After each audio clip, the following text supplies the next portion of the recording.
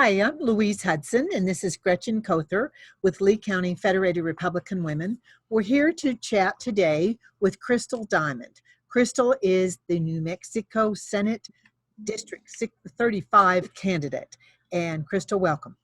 Thank you. Thank you very much. Okay, so the question I have for you is, do you support or oppose withdrawing more money from the Land Grant Permanent Fund? So like John Arthur Smith, who was the senator that has held this seat for over 30 years, I oppose tapping that land grant fund.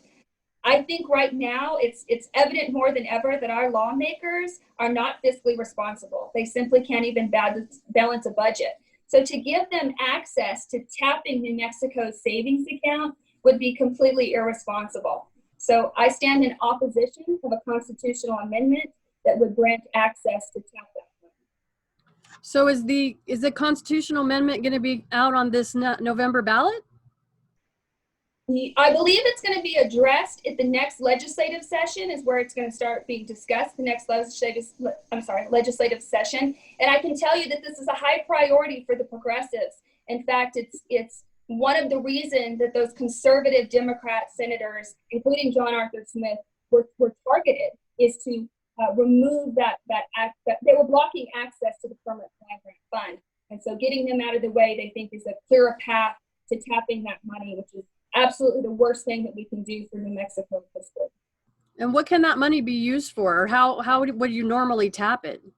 They intend to access those funds to be used for early childhood education. There was several bills that were brought forward this last session that allowed funding for early childhood, which I absolutely support. But I don't support the reckless spending of the permanent land grant fund to pay for those programs. And how is it funded, that fund? Which the early child the land grant permanent fund. The land grant fund is essentially it's not a rainy day fund like some people would think. It's essentially a state savings account in which the state operates off the interest that's annually accumulated from that interest. So if you go in and you actually remove some of the initial investment, then obviously the interest that we received annually would be lower. And really who it hurts the most is my children and their children's children. So this is a long-term savings account, and essentially what we're going into is wrecking that savings system that New Mexico operates on. All right. Well, thank you. That was very informative. Appreciate your response.